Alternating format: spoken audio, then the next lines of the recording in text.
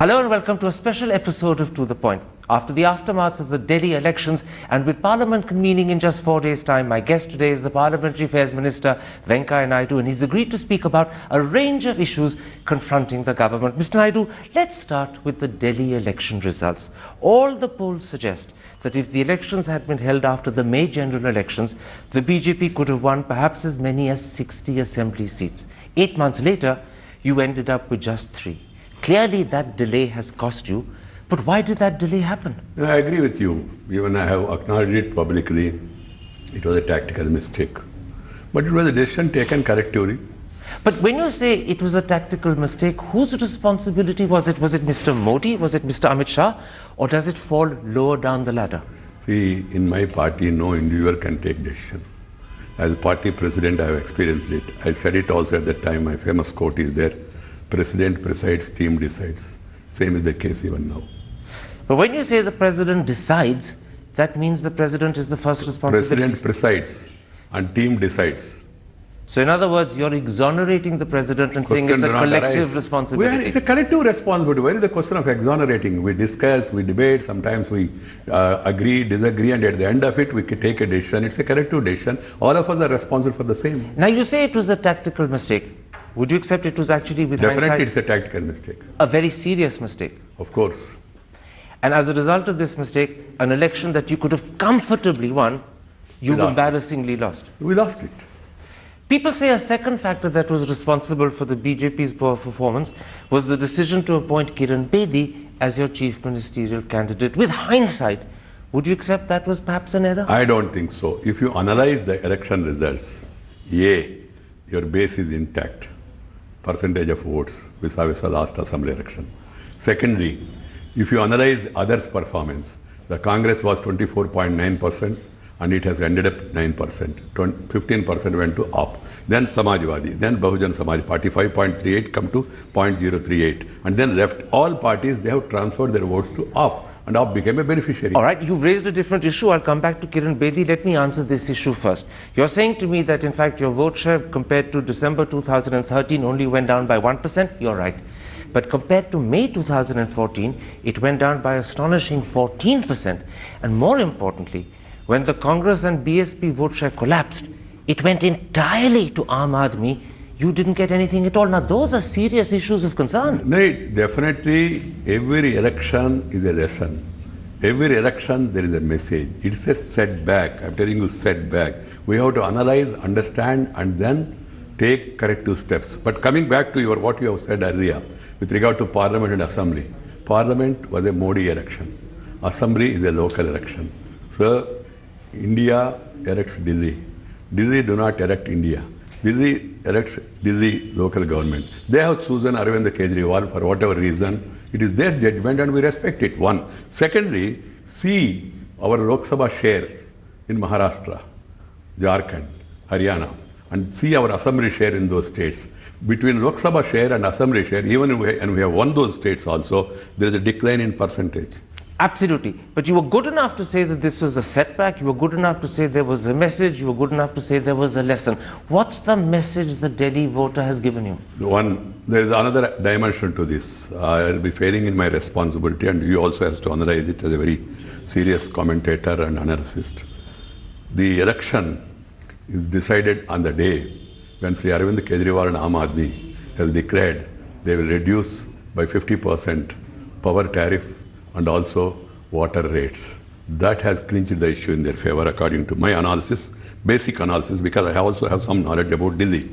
That has influenced the voters to the maximum possible extent. Second, transfer of the entire opposition vote to that side, because they thought Modi is better for the country and Kejriwal with all these promises is good for Delhi. They have chosen him. The interesting thing is Mr. Kejriwal offered a 50% cut in electricity rates. He offered free water up to 20,000 litres per household per month. The BJP actually did offer to reduce electricity rates. It's in your manifesto, but you didn't say by how much. You said that you would review water, but again you didn't say how significantly. In other words, you didn't go sufficiently down that road. Exactly. We can't. We shouldn't have gone also, I tell you, because it's impossible to fulfill this promise. I know the real revenue of Delhi. If you want to take care of all this, you have to enhance revenue. There are no other methods. And he also said he will reduce VAT also. Reducing the revenue and increasing the subsidy, how can these two things go together? That I understand, but let's stick to you. Are you in a sense suggesting that Mr. Kejriwal did better than you and won the election because in a sense, in quotations, he bought it in a way in which you couldn't buy it? He offered cuts you couldn't offer, therefore he won. I don't use the words buy and all. You commentators and journalists, you have the freedom, but as a politician, I can't use such phraseology. But one thing, he could make that promises because we understand the reality. We did not do. We were more constructive. He was more liberal with promises because he thought he must first win and then perform. We have won elections earlier. We have performed. We know the practical difficulties. That's why we couldn't make that specific promise. You're coming close to suggesting that he was perhaps careless or irresponsible in what he was offering. Are you coming close to that? I'm not making... See, just now he became Chief Minister, and that too with a popular mandate. Why should I use such phrases? Let us see. Let us wait. Let's then come back to Kiran Bedi. I'm going to once again put you the question that Kiran Bedi was the wrong choice, and this time I'll give you reasons why people think she was the wrong choice. First of all, she's not a politician. Secondly, her choice as your CM candidate created dissonance and disaffection in your ranks. Thirdly, her past record of making anti-Modi, anti-political comments came to haunt her. Fourth, some of the interviews she gave boomeranged on the party. And finally, she simply didn't inspire the voters. For all five reasons, she was not the best choice. Harsh Vardhan could have been a much better choice. There is no meaning in going back and discussing this first. And moreover, Kiran Bedi is not responsible for our defeat. There are other factors, as I explained to you. It might have added or not added, to what extent that has to be analyzed. But one thing I can tell you, for that matter, even Arvind Kejriwal is not a politician. He just entered politics. So being a politician is not a big... Except this was his second election, this was her first. But he ran away within 49 days. And she lost Krishna Nagar, a seat you haven't lost really for 20 unfortunate. years. I agree with you. That's a very strong hold of the BJP, and why we lost in that constituency, that has to be analyzed. Are you embarrassed by that defeat? Definitely, every defeat is an embarrassment. If you just simply say nothing like that and all, then you are arrogant.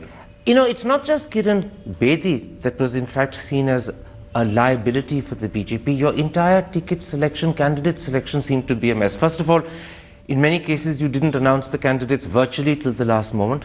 Then out of 70, at least 8, which is more than 10%, came from outside. They had no connection with the BJP. And many of your loyal party workers felt they were being pushed out so that outsiders were coming in. Would you accept that candidate selection and announcement also should have been better handled? No, thing is, we should have taken early decision. That would have helped us. But if you analyze the reasons, they are not the basic reasons for our setback. The reasons are different. As I told you, in spite of all this, my vote bank is intact. In spite of all these things, there is a difference between Lok Sabha and Assembly elections. Absolutely. Your vote bank is intact, but you needed your vote bank to grow, to win, and it didn't grow. Yes. Now, one reason why perhaps it didn't grow could be the nature of the campaign you fought. People said the BJP fought a negative campaign. Mr. Modi's powerful message of good governance and development got drowned out. So my point is very simple. Even now, Modi is immensely popular with the people, not only in Delhi, across the country. People want Modi to rule the country, and they thought Arvind, with all the promises, is better suited to rule Delhi. They gave him an opportunity. That is respected. But don't you think that one reason why they chose Arvind and not Modi is because Mr. Modi's message of good governance and development got drowned out in your campaign? Instead, people saw a campaign where you seem to be personally targeting Arvind Kejriwal. It is not Modi versus Kejriwal at all. Modi versus Kejriwal has happened in Varanasi, and you know the result. Here, this election is who will rule Delhi better. People thought in their own wisdom that Arvind will rule better. They gave him an opportunity. That I don't deny. But you know, for many people, if you look at the nature of the personal attacks the BJP made against Arvind Kejriwal, Mr. Modi called him a Naxalite, Nirmala Sitaram called him a chore, Nupur Sharma called him a monkey, Kiran Bedi said he was toxic. People said this targeting of Kejriwal is the wrong way. A, it's negative. B, it's actually boosting him up in people's standing. And most importantly for all, C, it's not embarrassing him. Do you think the campaign tactics and strategy didn't work to your advantage, they worked to his advantage instead? So see, these are all details for analysis. When we analyze the elections and then identify the factors, we'll be learning lessons from them. But you accept that this is an area where a lesson has to be learned? When every election, you have to learn lessons when you lose. When you didn't improve sufficiently, then also you have to learn a lesson. Now the biggest lesson, according to me, my party has to learn is, you have been in elections, you won 7 states out of 8 states that went to poll. Now you lost 1 state that took national capital. The lesson you have to learn is, you are winning in a 3-cornered contest, you are winning in a 4-cornered contest. When all the opposition combine together, you must be able to win. That is the biggest lesson and the challenge before us. And we have to work overtime, we have to work hard, we have to adopt new strategies and then new methods to reach out to larger sections. As you have rightly said, if the people are unhappy with Congress and with BSP and left and all, why they shifted to Aam Aadmi, why not to BJP? That is also an area where we have to study and then try to reach out those sections also. In between, I must also say it openly, some of the statements made by some of our so-called colleagues, they have also damaged us to the extent of driving away the entire minorities to that side. That is also a lesson we have to learn. I'll come to that, but are you suggesting first that in a 2-cornered fight, unlike a 3- and 4-cornered fight, in a 2-cornered fight the BJP is a little vulnerable, victory is not so certain? Definitely you must work hard, you must expand your base.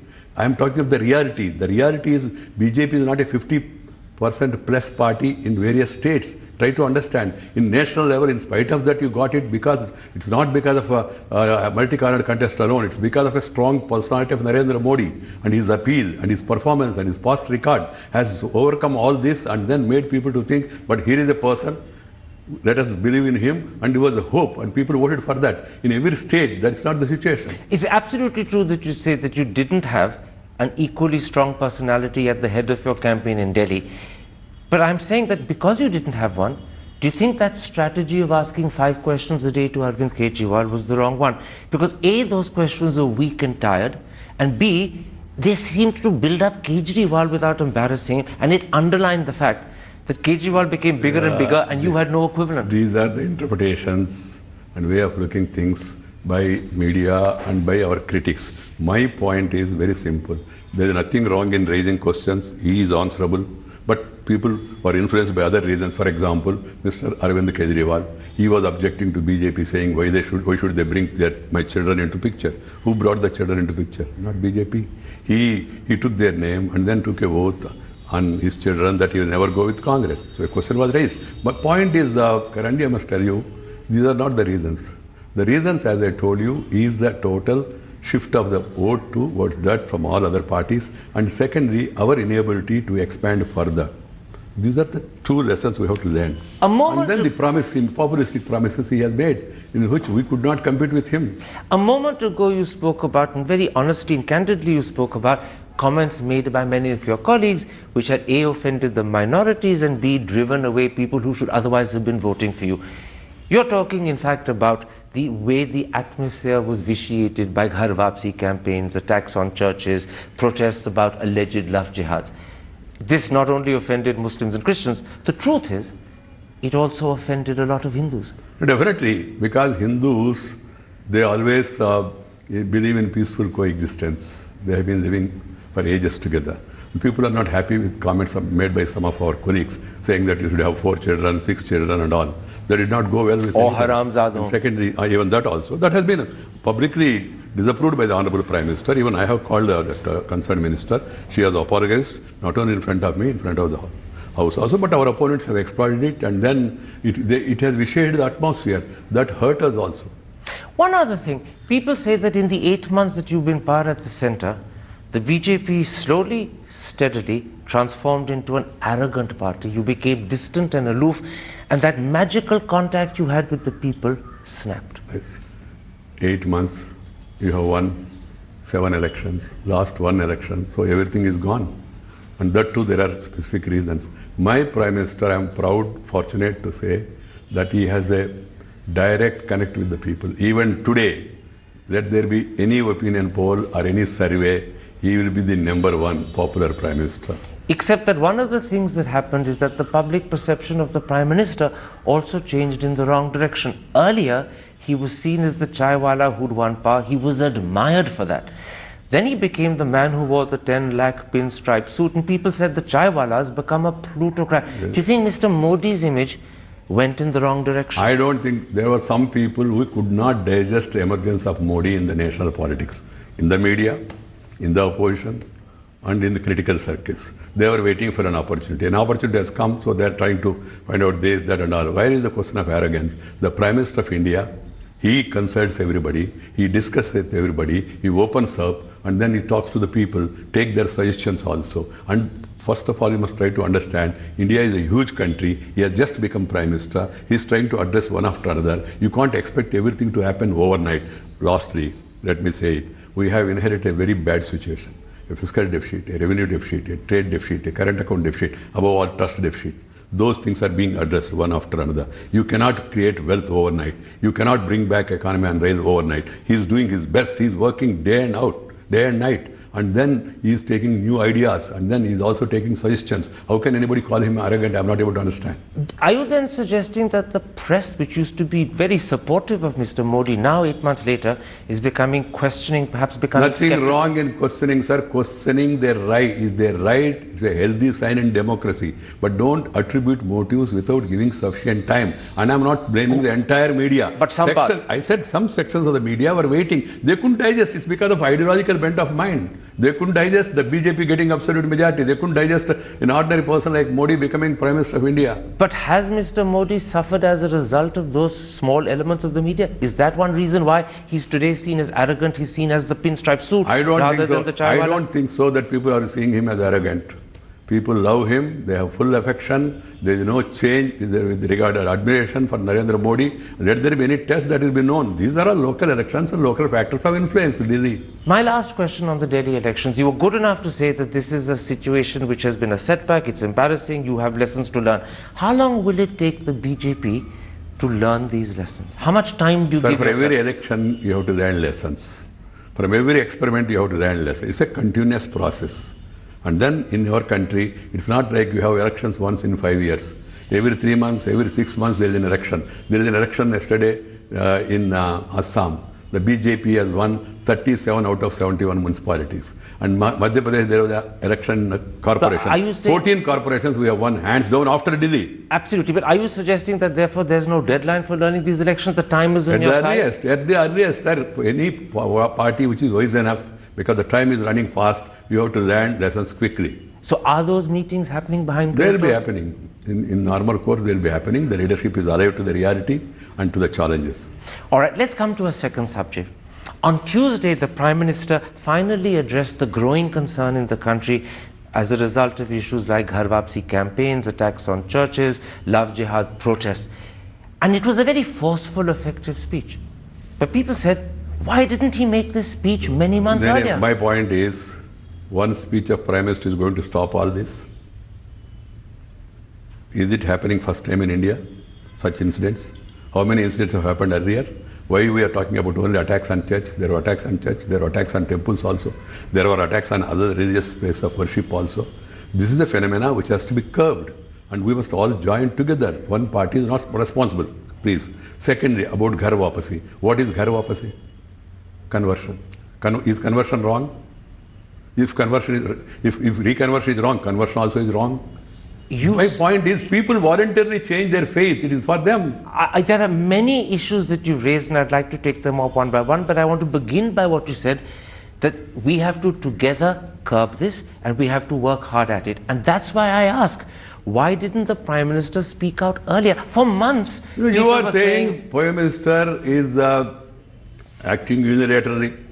There is only one minister in this government. Earlier, Home Ministers condemned it. Home Minister held talks with them. But the PM was silent. But the PM was silent. PM is the head at the end of the day.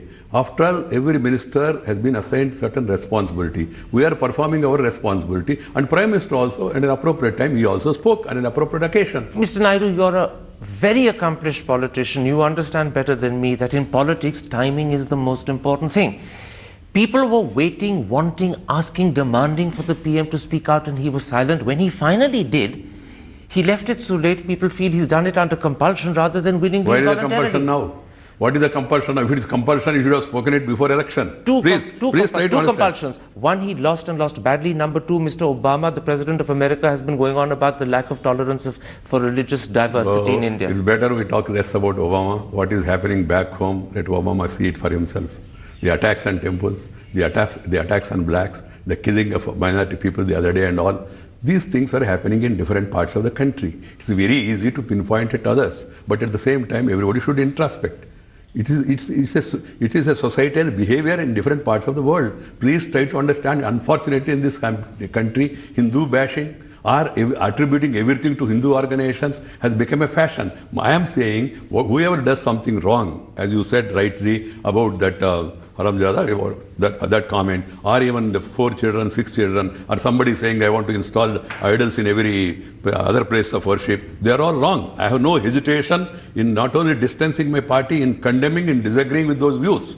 At an appropriate time, there also has been advised accordingly by the party. But my point is that alone will not suffice. People who are playing vote bank politics, who are trying to divide people on the basis of religion and majority and minority, they should also ponder, and then please try to understand, Karanji, these issues are law and order issues in many states, and states are, fortunately, are ruled by different parties. Ghar Wapasi has happened in Uttar Pradesh, ruled by Samajwadi Party. How do you blame Narendra Modi for Ghar Wapasi there? You know, less than 24 hours after the Prime Minister's very powerful, some would say almost emotional speech at a Christian gathering, the Joint General Secretary of the VHP, a gentleman called Surendra Jain, said to the Times of India that everyone had misunderstood the Prime Minister, the press in particular had misunderstood him. Mr. Jain said the Prime Minister was not reassuring Christians, he was giving Christians a warning not to attack the Hindu faith and to be tolerant of Hindus, in other words, to change their attitude to Hindus. He was addressing, Prime Minister was addressing the entire nation. He did not identify any particular religion. Religious tolerance is one for all. And Article 25 guarantees it in this constitution. He was very clear and categorical. If somebody has understood in a different manner, it is up to him. I don't agree with the comments made by Mr. Jain. One other thing that Mr. Jain said, and he said it to the Times of India again, is that the VHP and their associates' Ghar Wapsi campaigns, as well as their protests against alleged love jihad, will continue. As long as they do it in a peaceful manner, in a legal manner, if people are converted in a legal manner, if they convert on their own, nobody should have any objection. If there is allurement, if there is an inducement, and if there is an offer of other things, then the law must take its own course, and law has to be taken course by the state government. Yesterday on this program, the head of the Catholic Church in Delhi, the Archbishop of Delhi, Anil Kuto, said that he believes the Prime Minister was sincere, he's reassured by the Prime Minister, but he added, he wants to see delivery. In other words, if these Ghar Wapsi campaigns begin again, if these protests against love jihad begin again, this time he'd like to see your government step in and proactively stop them. Law has to take its own course. As per the constitution, what is law is clearly well established. The law, if something happens in Aligarh, it is for the district magistrate, not for Narendra Modi or cabinet secretary to act upon. I am not able to understand. If the central government intervenes in a state, they say you are affecting the federal structure. If they don't interfere and the state government do not take action, then you try to find fault with this thing. And then how many people are getting converted in this country? Please try to understand. I would like you people also to focus on this aspect. How many people are getting converted? With what sort of inducements? Why the media is silent on that? My point is, some sections of the media are silent on conversion, violent on reconversion. My appeal to all of us is conversion and reconversion has to be voluntary. If there is any force or any allurement, any inducement, law must take its own course, irrespective of which religion it is. You know, I completely agree with what you're saying as an individual, but as I heard you speak, I remembered what the convener, then convener of the Dharm Jagran Manch had said to the Economic Times in December. He said that 4,000 Muslim or Christian families were going to be converted in Aligarh on Christmas Day. And he said two important things. He said, first of all, Aligarh was being chosen because he wanted to reclaim it as a Hindu city. Secondly, he said Christmas was being chosen because he wanted a trial of strength between Hinduism and Christianity. That was disapproved by RSS even, one. And secondly, they are different organizations. You can't hold the government responsible for each and every statement made by is the entire Muslim community is going to be judged on the account of the speeches made by Sultan Asaduddin Owaisi? My point is, these are different organizations. As far as choosing 25th December, totally wrong, according to me, according to my party, according to my government. Secondly, you can't tom-tom and say that I am going to do this, I am going to do this, and then at the end of the day, what has happened, everybody is knowledge. My inducement or allurement is against the law. Law must take its own course. You said a very correct thing when you said that law is a state subject. If Ghar Wapsi is happening in UP, it has to be tackled by the UP government. That is the constitutional federal position in India. However, yours is the central government. If you genuinely believe, as you said now, that choosing Christmas Day was the wrong thing, wanting a trial of strength between Christianity and Hinduism is the wrong tactic, then at that point of time, your government should have spoken out. Even though these are federal issues to be managed by the states, guidance should come from Delhi. Karan ji, you are so intelligent, so knowledgeable. I don't know how you forgot it.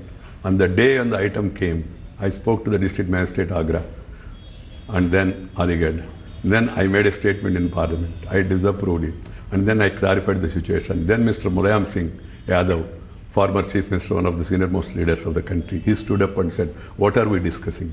There is nothing happening there. Why are you creating tensions? If you want, I will send you that clipping of his speech in Parliament." He said, "What are you doing here? Why are you creating and then creating hype in the country?" So what you are saying to the Archbishop of Delhi when he says that I would like to see delivery is that don't worry, delivery happened earlier and delivery will happen again. It will happen. It should be our endeavor to see that allurement, force, endurements are not applied for reconversion, conversion. Let us all work for the universal brotherhood. Let us maintain peace. Let us give the option to the people to propagate, teach, profess the religion of their faith rather than interfering from outside. Now that the Prime Minister has made this very reassuring speech, which has been welcomed by Christians, by Muslims and by Hindus, where do you stand on your demand for a law to ban forced conversions? Is it still an issue, or has it receded? Try to understand, this is another wrong interpretation. What I said in Parliament is there on record. I said, they are all saying these conversions are happening, the centre is silent, why are you doing this, why are you doing that, why are you not doing this, these people are getting converted. I said conversion and reconversion. If they are by force or allurement, they are bad. In spite of that, if you want to have a anti-conversion law, let there be a consensus and let us move in that direction. Let there be a consensus. That's the important thing. You're Yes. saying that law, an anti-conversion law, should only happen by consensus. Yes. This is not something your government will try and push through. Never. I assured the Parliament, there is no proposal by the government to bring such law unless there is a consensus. And that too, I said, let the opposition respond, then only we'll take further steps. That's what I said. I stand by my assurance. I can tell you through you, to the people of India, there is no proposal before the government to bring any anti-conversion or anti-reconversion law. I leave it to the collective wisdom of the Parliament. This is a very important thing you've said, Mr. Naidu, and I applaud you for saying it so openly and fully.